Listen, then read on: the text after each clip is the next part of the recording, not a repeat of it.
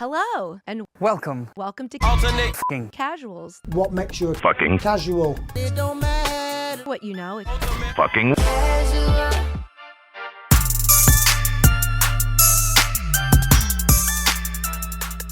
All right, let's boogie. Ultimate effing casuals back up in your ears. We have assembled once more. Nathan, Isaac, how are we doing? Yo, doing well. Doing solid. Let's get into some fucking boxing real quick for the homies over on the Boxing B-Sides. Wherever you're listening to this, you can hear the B-Sides there as well. On Saturday, July 19th, we've got quite the lineup. So just two really quick. In London, England, Alexander Usyk versus Daniel Dubois, the rematch. This one is technically for the undisputed crown.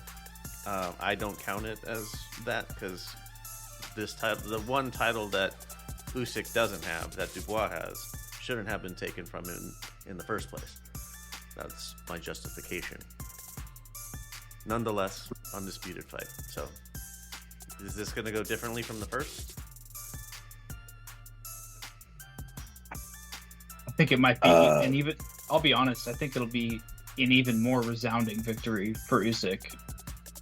Like I think he is the type of guy who he gets so much better the more tape and experience he has with someone, and the fact he's already gone 10 rounds with Dubois. I think that's how far they went.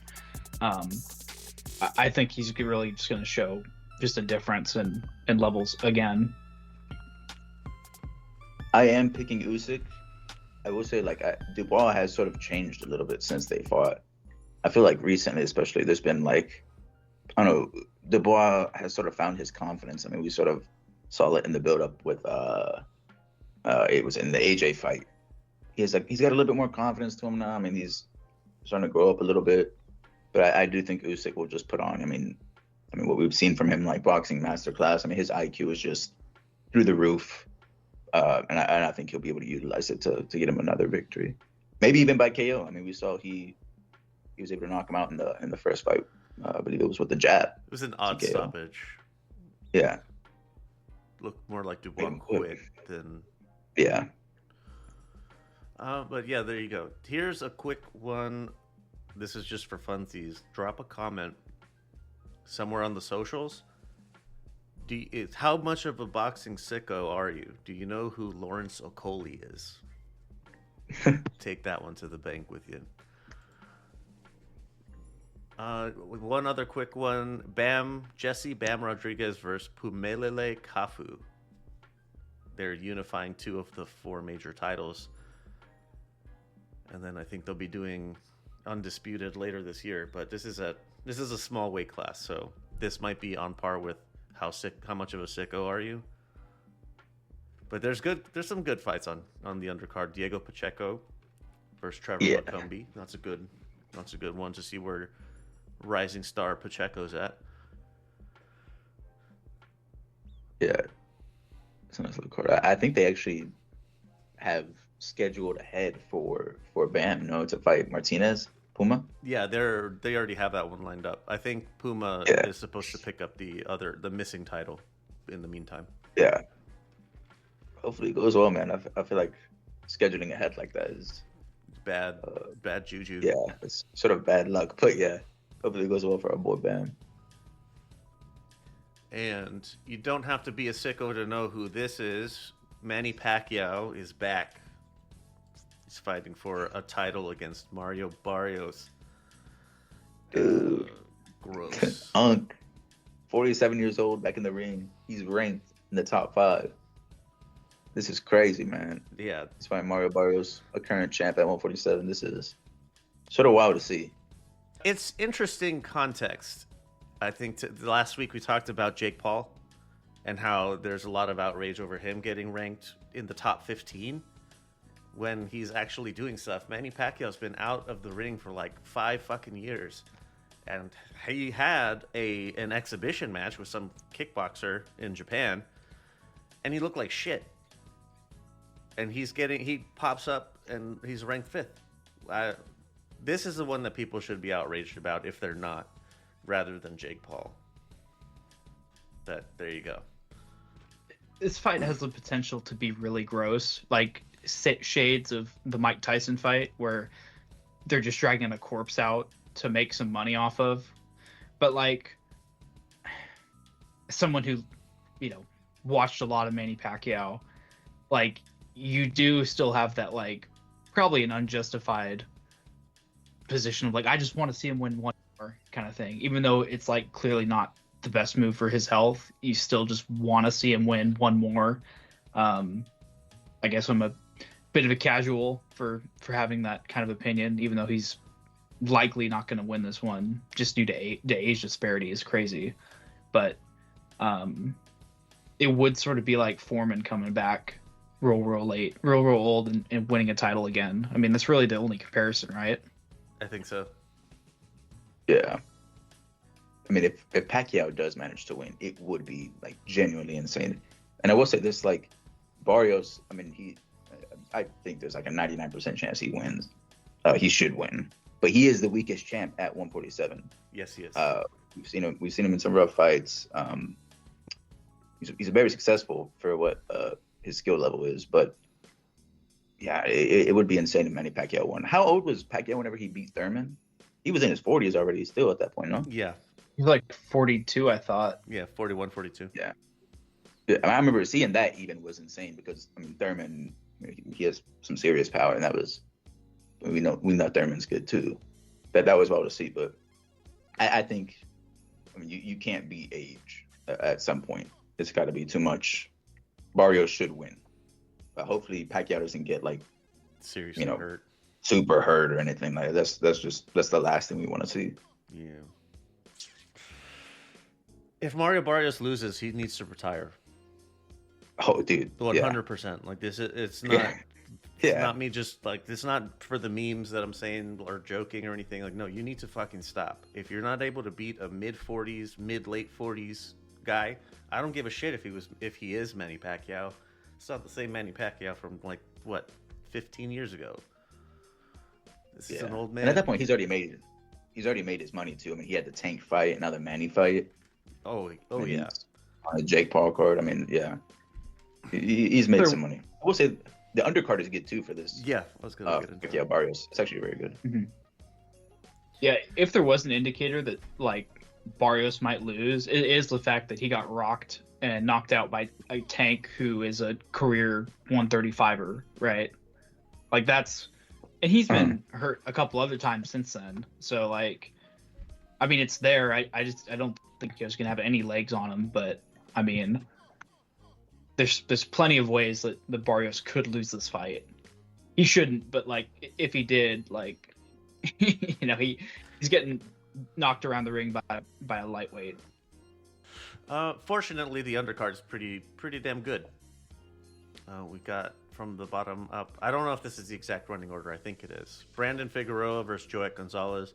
Brandon Figueroa's the name here. Who is Joet? He's like one of those tough guys that they bring out to give. He's beatable, but he's also super tough and he hits pretty damn hard. So I think that's what they're doing with Brandon here.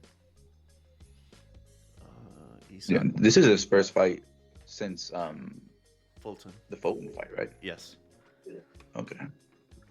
Maybe we'll see if he bounces back. Yeah, Joet Gonzalez thinking on footwork, like opposite end of the spectrum from Fulton. Isaac Cruz versus Angel Fierro. This is a rematch. This is was one of my options. The first one as a fight of the mid-year on the boxing side.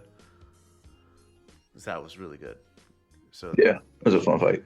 Should be good again. And the co-main. This one for sure is the co-main. Sebastian Fundora versus Tim Tszyu. They are rematching as well. Man, hopefully there's not that much, the same amount of blood. Hopefully it stays inside of Tim Tszyu's body this time. Yeah. The first fight was wild. We'll see if Tim can get his revenge. He got a pretty quick win over, what was it, Joey Spencer? Yes. The last time out. Uh, yeah, I mean, we'll see. It should be. I think it should be a fun fight. Yeah, we'll see. Hopefully, like you said, no cuts. Anything more on the boxing side of things before we move on? July 19th is stacked, man. It's a lot of busy, fights. busy day. Yeah. Let's see here. Jon Jones officially retires. We alluded to last time when we were talking about the White House thing that he's willing to come out of retirement, but he fucking retires. And I cannot help but think this is him ducking Tom Aspinall, because Tom Aspinall gets booked, and now Jon Jones is saying, I'll come back for the White House fight. I don't... Yeah. Shitty move, man. Yeah. I think we can say it. There should not be too much controversy about it. I mean, I think it's pretty obvious that Jon Jones has just completely ducked Tom Aspinall. He does not want to fight him for whatever reason. I don't know if he wants to retire undefeated or what, but Tom Aspinall said it over a year ago. He said he was going to retire Jon Jones without ever fighting him, and that's what happened. I mean, Jon Jones, I don't know, it was very uneventful. I mean, they announced his retirement the night of the Baku card during the post-fight presser. Dana White, I mean, someone asked him a question about the status of Jon Jones. Okay, I think it was relating to his tweets online, and Dana White just straight up said that Jon Jones called him last night and that he retired. He's officially retired. And at the same time that they've upgraded Tom Aspinall to full undisputed heavyweight champion status. Yeah. For the UFC. So, I mean, a very uneventful. I mean, we've gotten the fights that we wanted to see with Jon Jones at heavyweight. None of them happened. Tom Aspinall's career has been like completely. I mean, we're in his prime, and it was derailed. We wasted over a year. Yeah, I mean, all we can say at this point is that we just got to get Tom Aspinall rolling with his defenses, and he said as much. He's ready to be an active champion for the heavyweight division, and he wants to start rolling out these fights, and that's pretty much all we can hope for, man. Yeah, I mean, no fault on Aspinall. No fault on him. He's been wanting to fight Jon Jones for time now, years at this point. And yeah, it did not come to fruition because of Jon Jones. Yeah, and I think, I mean, you touched on why this feels so sour, is we got none of the heavyweight fights we wanted. Not just the Aspinall fight, we didn't get the Ngannou fight either. And it, like, if you pull out and you look at the rest of his career, like just from a 10,000 foot view, heavyweight is like a meaningless footnote in his career now. And it's like he took all this time off. Since 2020, in 5 years, he's really only had three fights. 3 fights in 5 years. And it's like, not only did we not get anything substantial from heavyweight, like no one will ever care about that fact of Jones when we're talking about his greatness, is that look at what he left at lightweight, or light heavyweight, excuse me. He could have fought Jan Blachowicz. That would have been the next guy up. That would have been a good fight. We didn't get that. We didn't get a Yuri Prohaska fight, which would have been an insane fight. We could have gotten a Poatan fight. Like, obviously, if we zoom out, with hindsight, knowing he was eventually going to be there, that fight would have been compelling at lightweight. We didn't get a potential Adesanya fight. That would have been compelling. And so it's like we lost out on him potentially rounding out one of the best runs we've ever seen from someone's resume, because I think he probably would have beaten all those guys. I think it would have been competitive in some instances, but it would have been, I think Jones would have been the favorite in all those. And so we lose out on that. That could have been the cap to his career. And instead, he just ate a little extra pasta, and then he beat a guy who couldn't wrestle, and then beat a guy who was like 45 or however old Stipe was when he lost. Like, there's no legacy here. There's nothing positive about the last 5 years of Jones's career. Yeah, I mean, Nathan said it perfectly. I mean, just it is wild to see this because like Jon Jones, in his light heavyweight career, he was this boogeyman that just came in super young, and he just wiped out all the legends. I mean, Rashad Evans, Shogun Rua, it was the other one that has his own podcast, Rampage. He just completely murked these guys. I mean, he reigned for like a long time. He was in Tom Aspinall's position that we now see him in, except that the difference is that opportunity was afforded to Jon Jones, but then Jon Jones wouldn't afford that opportunity to someone like Tom Aspinall, someone that is in the same position he was all that time ago.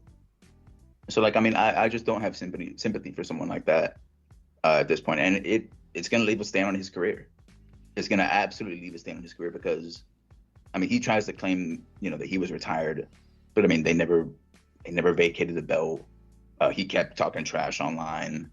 I think right after the Miocic fight as well, he was even talking about like, he was ready to make that fight happen. And it just, I mean, there's nothing to show for it. I mean, the Miocic fight, Miocic was a corpse. I mean, he looked super slow, way past his prime. And then Gon. I mean, Gon is at least, a name at heavyweight. I mean, we'll probably see Tom Aspinall fight him next, but I mean, he had zero wrestling. It was a complete steamroll. I mean, I don't know. There's just not much to show for his career at heavyweight, and it's sort of sad. It's just really sad to see because Jon Jones, he had an incredible career, and then just the back. I mean, honestly, there's parallels between this and Canelo, if you want to get real, because it's for how the career was, like at the peak. The latter half of the career is just very sad to see, and it's sort of infuriating to see as a fan.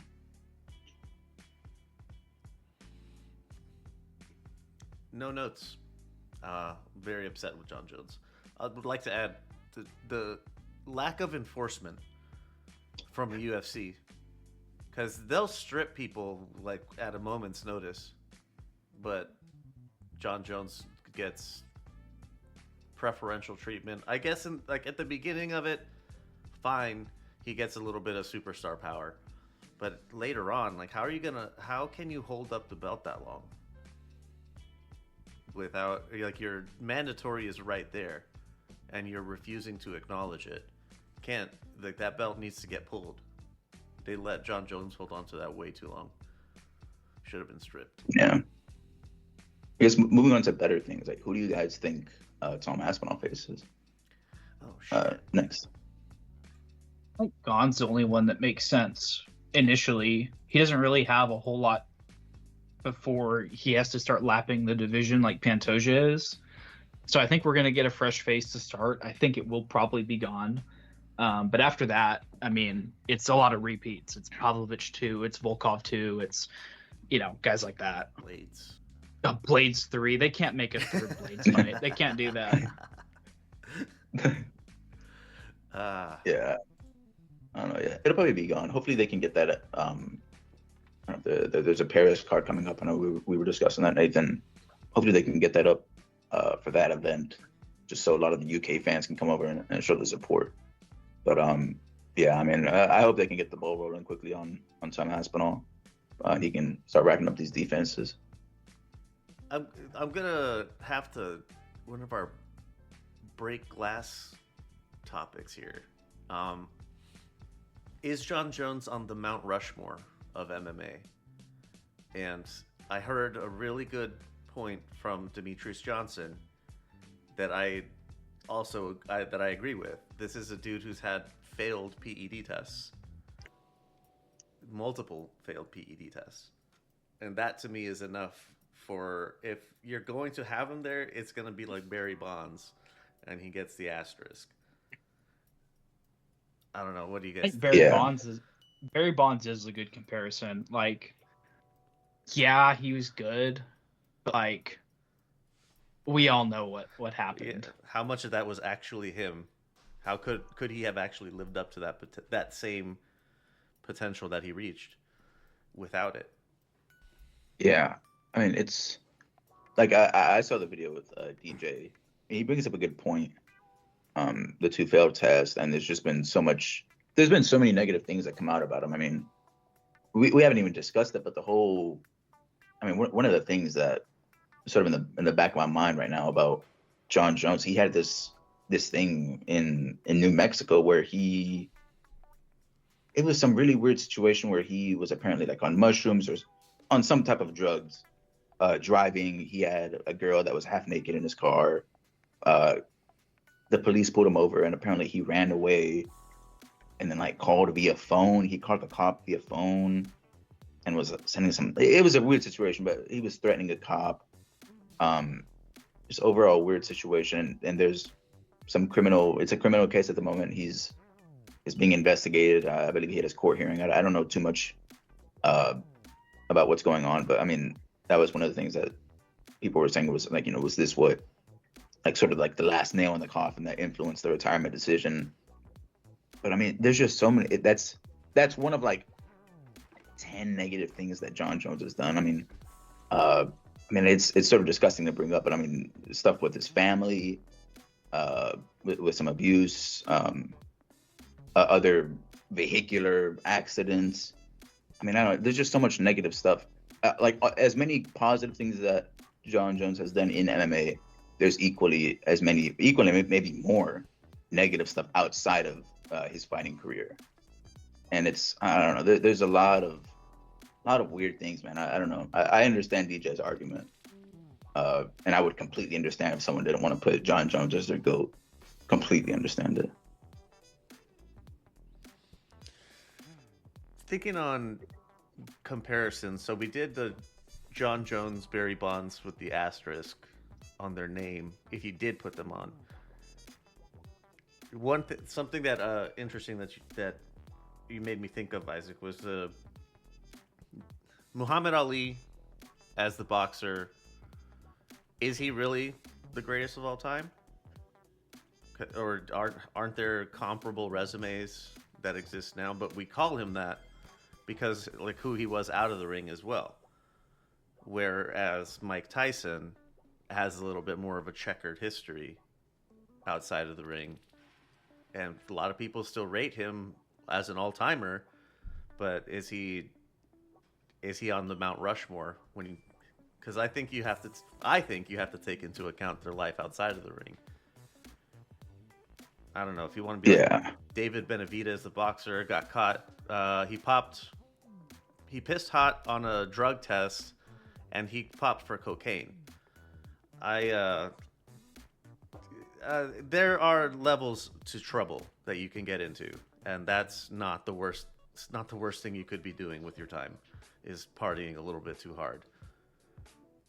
Yeah, I mean, I do prefer, like, especially, I mean, because the sport itself is already brutal, and like it detracts people from watching it. Like I've heard it described as like a barrier of violence that, acceptable. It's violent it's violent in nature, so it's hard to like really attract like a massive fan base to begin with. But then like if you add that stereotype of like fighters being reckless outside of the ring, at some point even like criminals, that I mean I prefer my fighters to be like violent in the ring, aggressive, but outside the ring to be like respectful, at the very least nothing criminal, the very least. Telling cops you have shooters. Yeah, saying your brother's threatening a cop. Yeah, that's not good. Man, talk about rich privilege. Yeah. Good Lord.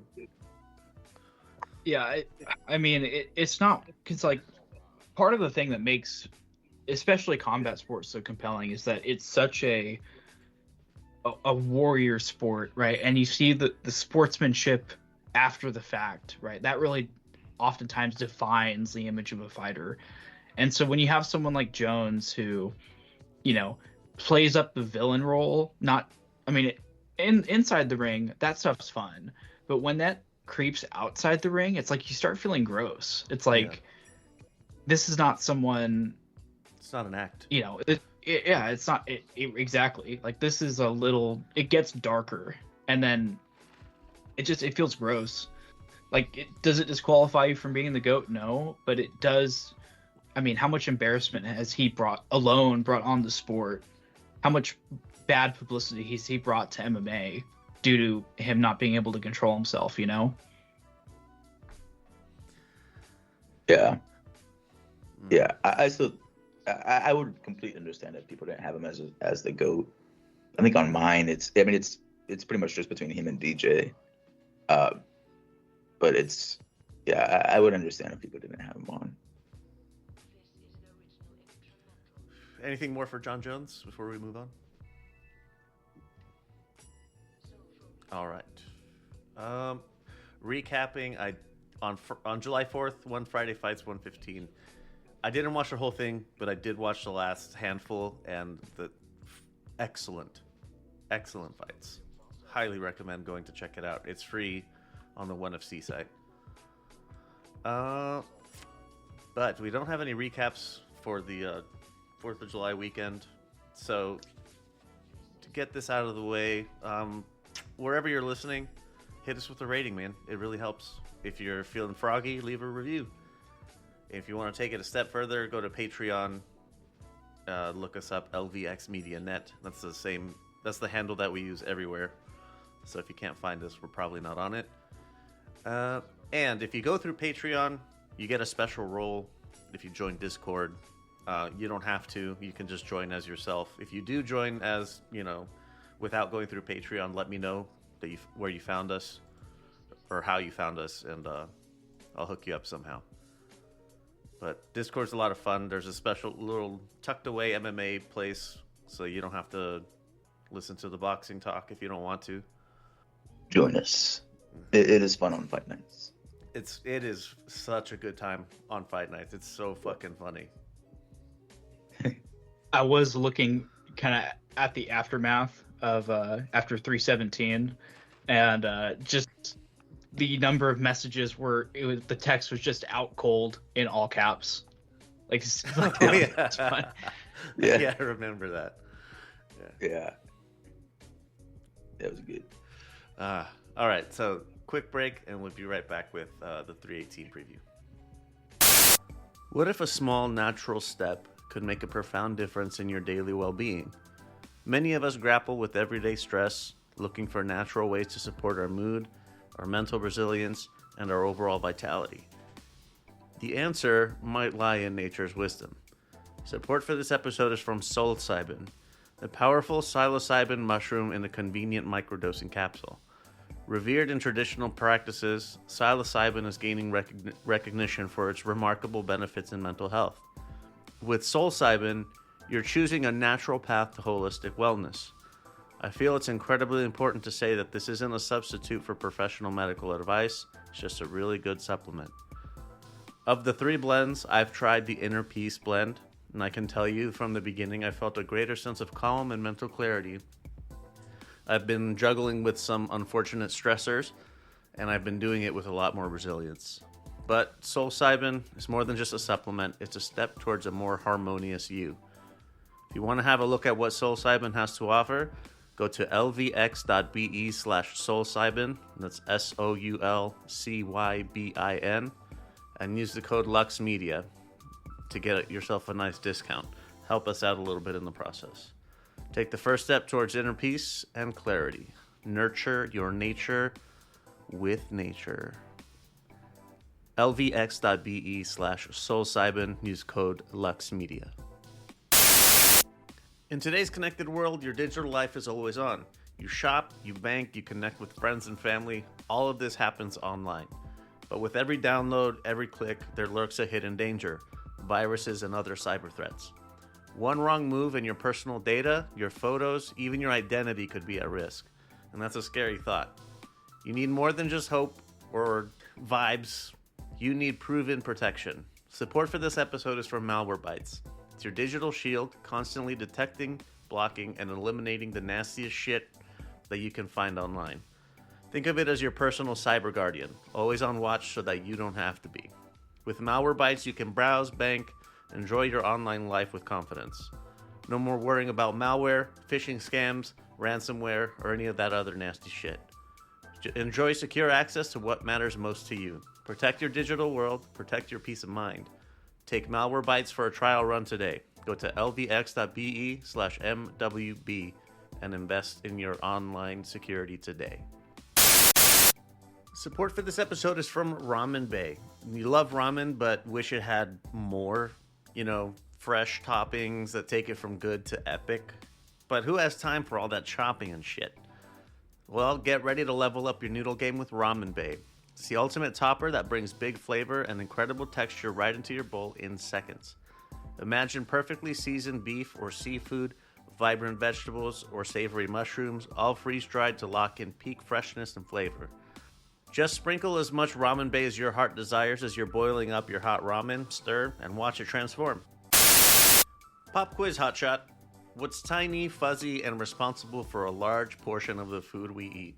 If you guessed bees, well, you nailed it. Seriously, 1 out of every 3 bites on your plate depends on bees. So there's a bit of bad news here. These little heroes of our gardens and dinners are struggling.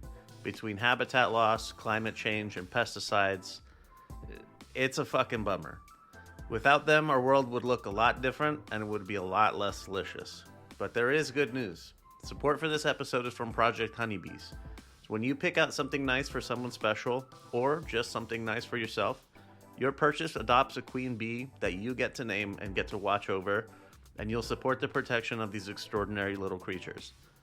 Ready to make a statement and a difference? Go to lvx.be/bees and start browsing for your next gift. Your next favorite accessory can also be a lifeline for our buzzing buddies. Project Honeybees. Get yourself a nice little discount, help us out a little bit in the process, and help save the fucking world. lvx.be/bees. Use code LEO33862. Buzz, motherfucker. Okay. On Friday, July 18th, you already know what I'm going to say because I'm saying it on Friday. One Friday Fights 116. I'll stop doing it when they stop making them. That's about me bringing them up. I'll stop doing it when they stop making them. July 19th, PFL Champion Series in Africa. There's some good names on here. The main ones, Johnny Eblin versus Costello Van Steenis. I think that's the middleweight title. It should be a good fight, yeah. Johnny Eblin's nice. And Dakota Ditcheva versus Sumiko Inaba. That is for the flyweight title, if I'm not mistaken. Dakota should not have too much trouble here. Now, not quite a funeral march, but it's another sad tune to start UFC 318 at the Smoothie King Center. What the fuck kind of name is that? Anything in the prelims or early prelims? Neil Magny versus Gunnar Nelson. I was about to say, that's a heck of a opening fight for early prelims. That's a correct tone. You want to start a paid pay-per-view event. I'm trying to think right now. Yeah, it's probably the best one there. Jimmy Crute, man, yeah. That fight probably ended a knockout, but we'll see. Yeah, in the prelim section, Alice Grove versus Bruno Ferreira. Kyler Phillips. That's a good fight. Yeah, that is a good one. Kyler Phillips versus Vinicius Oliveira. I'm not sure who these two are. Vinicius Kyler is the Phillips. guy who had that running flying knee knockout. Yeah. And then Kyler Phillips, I've been sort of high on him for some time. I think his nickname is like the Matrix or something like that. His striking is like really unorthodox. Sort of throws strikes from like multiple directions. You never know. You just never know what he's like really throwing at you. But he's had a few hiccups, especially with Rob Font. But this should be a good fight. I'm excited for this one. Yeah, this is going to be a train wreck of a fight in the best way possible. Yeah. And in the prelims, ending the prelims, Marvin Vettori versus Brendan Allen. That's all right. It's a good. That's yeah. Prelims is good. Respectable That would be an Apex main event on another night, but this is a featured prelim on this one. Truer words never spoken. Yeah. And the main portion, the paid portion, Michael Johnson versus Daniel Zellhuber. Banging fight. Who's Michael Johnson? How do I know him? Dude, he's been in the UFC for time. I think he has a knockout over Dustin Poirier. That's probably one of his best wins. He's sort of been this guy that's always been there, but he's just hasn't been able to string anything together and make a run at the title after Khabib beat him. Really. I think if I'm not mistaken, he was one of Gaethje's like that was when Justin made his name, was knocking this guy out. Yeah, he planked him. It was a really bad knockout.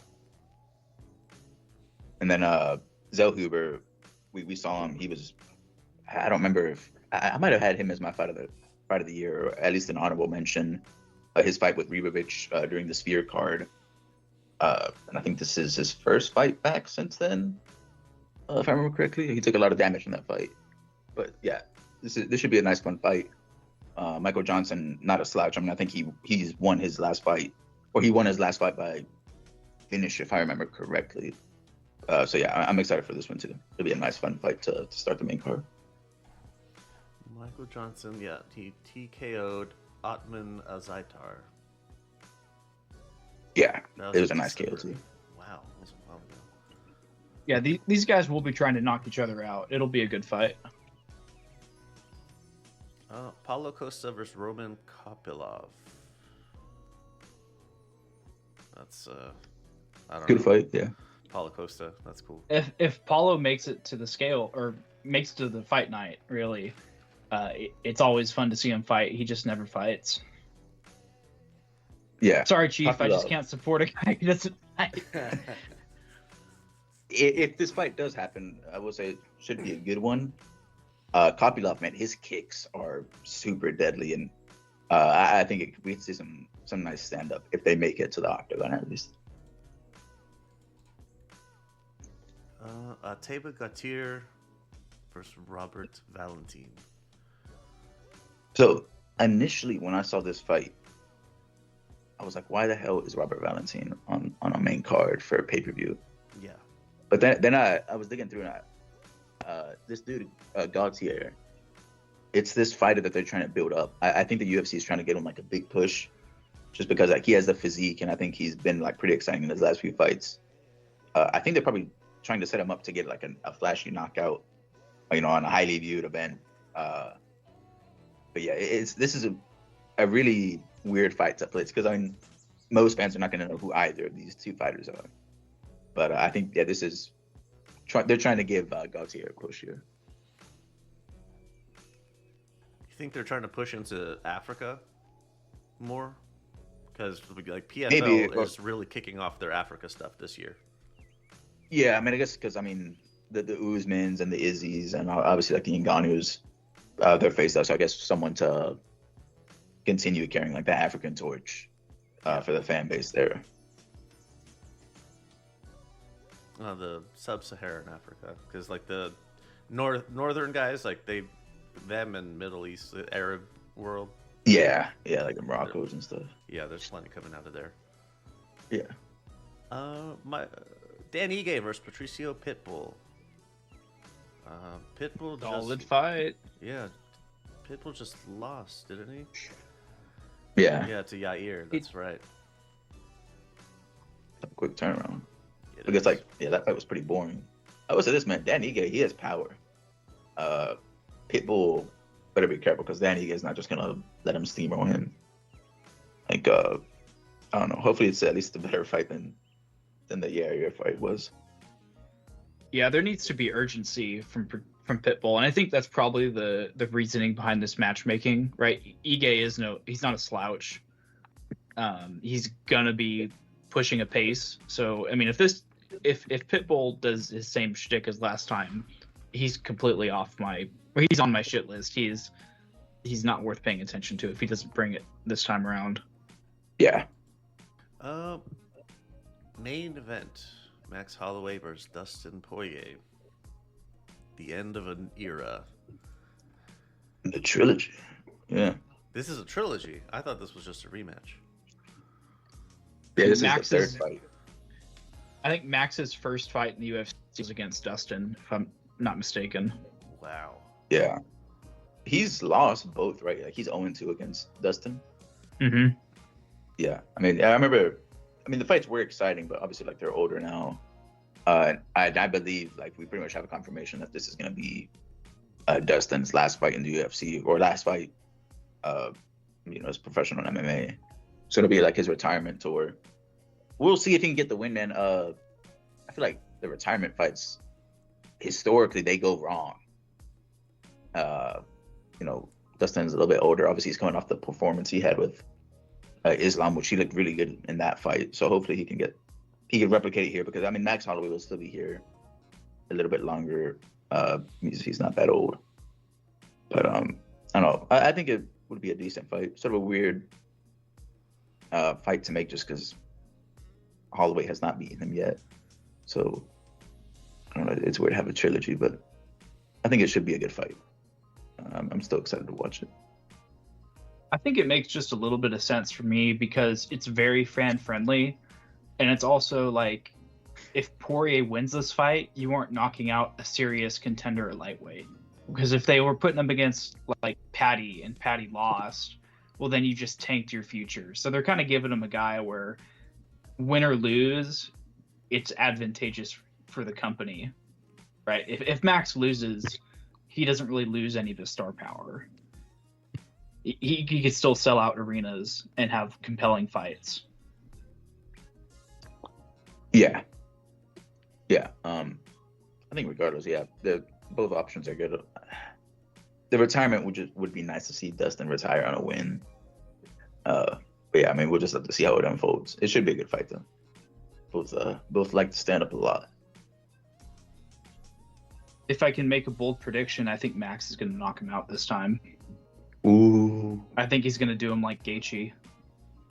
Damn, dude, that would be insane. I mean, this Dustin in his hometown getting knocked out, that would be rough. That would be real rough. But, I mean, we've seen that unfold before for these retirement fights.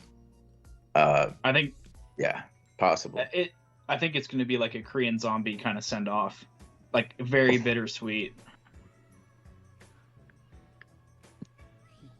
Man. Yeah, it's possible. I just think skill wise, like Max has had to fight. If you look at like pound for pound list, Max had to fight so many better strikers. Like he had to fight Volk 3 times, and he had to fight Topuria. And granted, maybe this fight goes Dustin's way, especially if there's lingering damage from that Topuria fight. But just the caliber of striker that Holloway's had to face over his career is so much higher than Dustin's.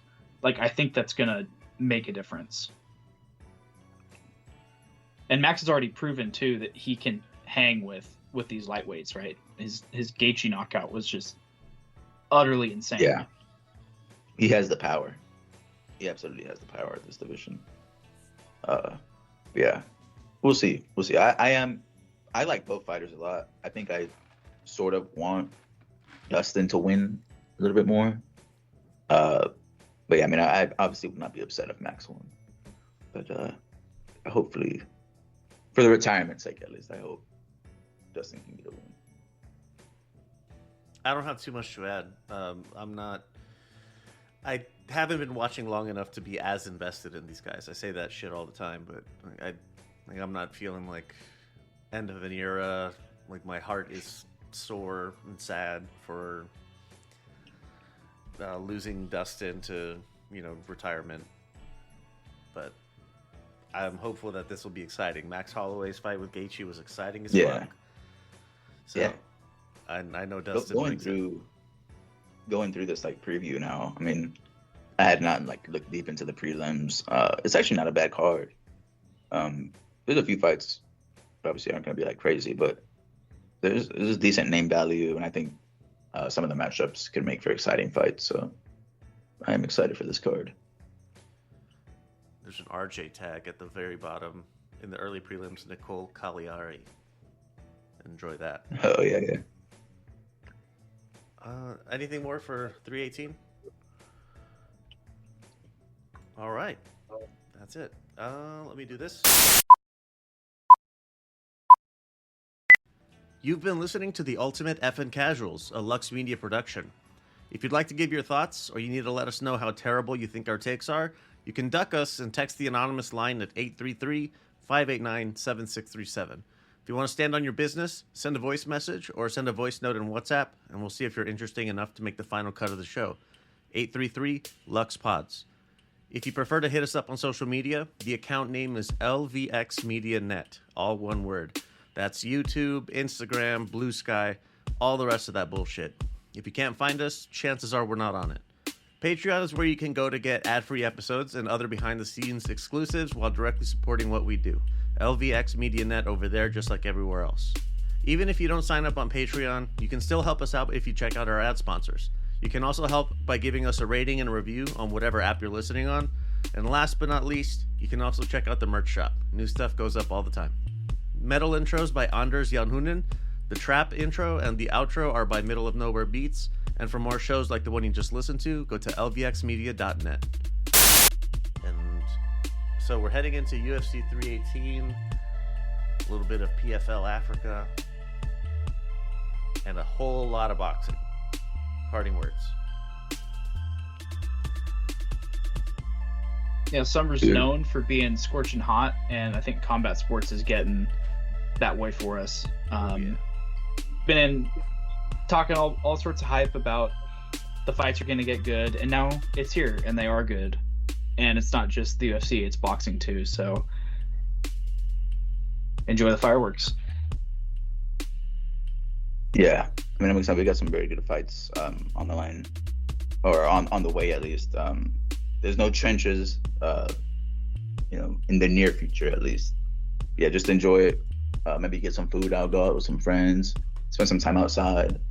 But yeah, I'm excited, man.